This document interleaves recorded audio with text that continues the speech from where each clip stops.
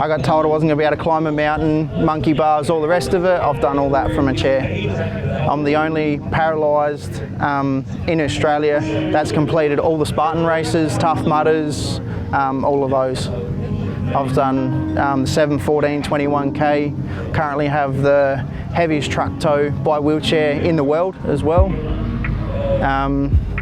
You just keep pushing your boundaries and going to the next level.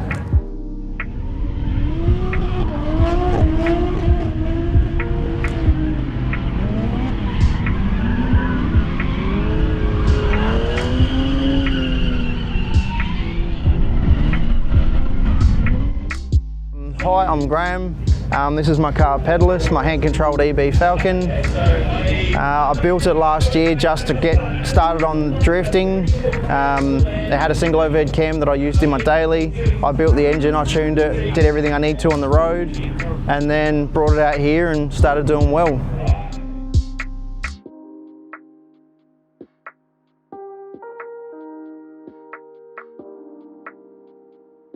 So I crashed on the 16th of the 2nd, 08, which is Tuesday's my anniversary, which will be 13 years.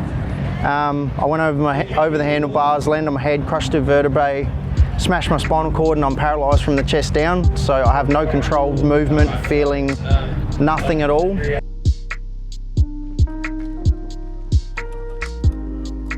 It's a big step, you grow up really quick. Lots of people don't handle it, and I can understand it because it is a rough run. It is a very rough run. I'm lucky I have the determination I do. I'm lucky I don't get the anxiety. I don't have the self-doubt issues. I don't have any of that stuff to hinder me. I don't have mental disorders like a lot of people these days do. Or they look at someone on Facebook, social media, any of the rest of it, and they go, oh, well, they're doing it. But I can't because, and they just give themselves excuses, reasons and all the rest instead of going, well, step by step we're going to get to that, but we've got to start here and move to there.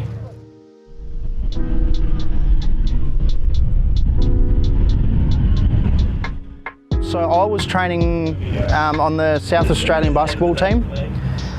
I did 3 years there, and then on my last year I come across Gary, who was working at the shed, I was mates with one of the ladies that he trained, and he went, first day I was there, he went, go climb the rope. And I went, you're shitting me, and he goes, nah, go. So I went, no worries, up to the top, back to the bottom, and he's like, when did you do that before? I said, I've never done it. And he goes, oh, so you just climbed the rope because I told you? I said, you're the boss. And then, yeah, it just went from there. He started throwing more weights, more training, until we come to the Spartan idea, because me and another cancer patient of his own, we were looking at the wall where there was a Spartan race poster, and Gary said, why don't we do it? Because Gary's pinned from ankle to hips because he fell off a rock climbing, and his ankles went through his hips pretty well. Brad's a cancer survivor. He was going through chemo and all the stuff while we were doing these races, and Gary said, well, why don't we do team damaged goods and we'll just do what we need to do. So we did.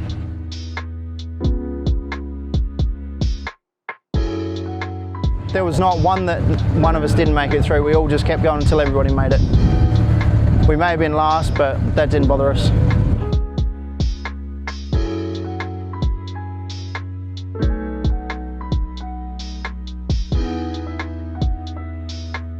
So I've always had a knack for things with 4 wheels, 2 wheels, anything to do with motors and wheels, I can usually give it a good hard time. Even so, after my stack, it was only 7 weeks and I was back on a bike anyway, with a broken back, 2 plates and lots of pain, but I was still out riding straight away. So I progressed from there, which was only a 4-wheeler. Took me 6-12 months. I got on a sidecar, went for like a 3-wheeled racing sidecar. Then a couple of years later I got back on my 2 wheels and then raced 2 wheels, doing my dirt scrambling, go to Port Gawler, here, there and everywhere. Then from there I started doing burnouts, got into a different scene just for something new. Just to develop a car to come drifting, because burnouts, you don't have a lot of speed, but you can feel what the car's going to do underneath you and see what's happening. So then developed it from there into what is now Pedalist. This will be my second year drifting, and yeah, starting to do pretty well at it.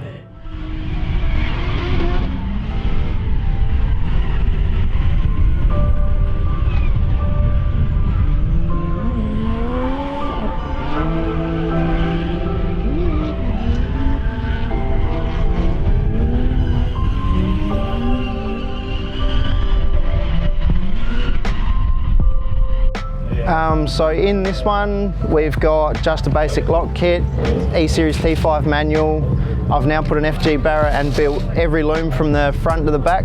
I pulled them all out, started again, so I didn't have the power windows and all the extra shit that was going to cause me hassles. I built it so it starts, run, drives, and that's about it. I built my own roll cage. I've decked all the back out, built my own fuel system. I've done all my own manual hand controls. It's got a T5 in it, but I've converted it from cable to hydraulic clutch, so it's all done off the hydraulics. It's using a G Patrol booster and master coupled with a Subaru long throw slave to throw the clutch off of a motorbike front brake lever. A bit hard to explain, but a lot easier if you have a look in the car. So twist throttle, brake, clutch, steering gears.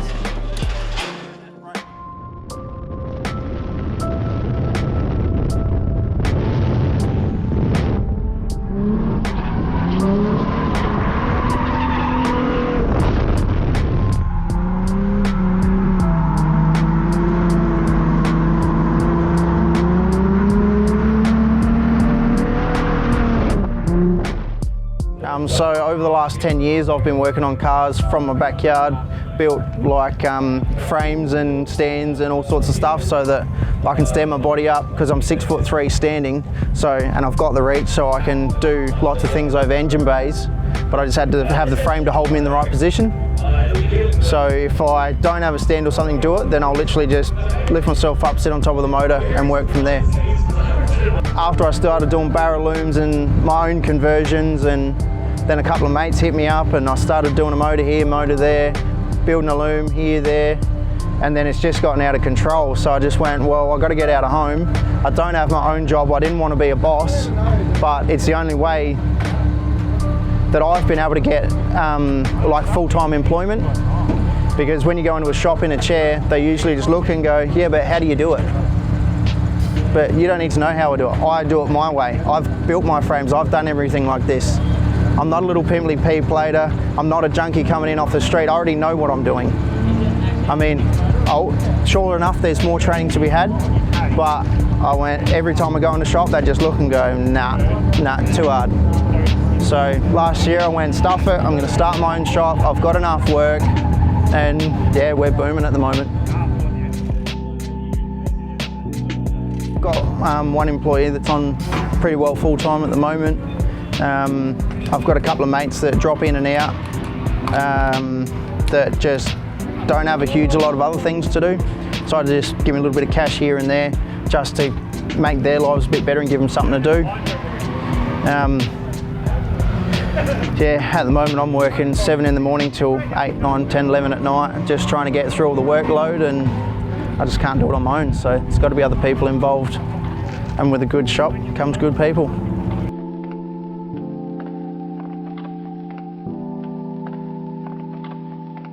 Yeah, a lot of what I do, as much as I am completely stubborn and like doing it myself, I couldn't do a lot of it if I didn't have the support, family, friendship, and the big community that now follows what I do. I'm a lot bigger than just myself. The business and my conversions and my looms and all the rest of it are a lot bigger than just me in the chair. There's a lot that goes behind it. There's been a lot of learning, and there's a lot of people that do their little bits to make it all work as well.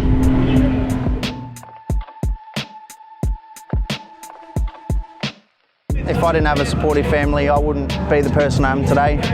To do as much as I do and whatnot. My mum got hit by a train at 22. So she went through all the hassles of getting over the operations and skin grafts and all the rest of it. And then when I crashed when I was 18, it's all the same sort of thing. I watched her get up, go to work with broken leg, ribs and shit all crushed up. and she'd get up in the morning, still hobbling, but go to work. So I do the same thing.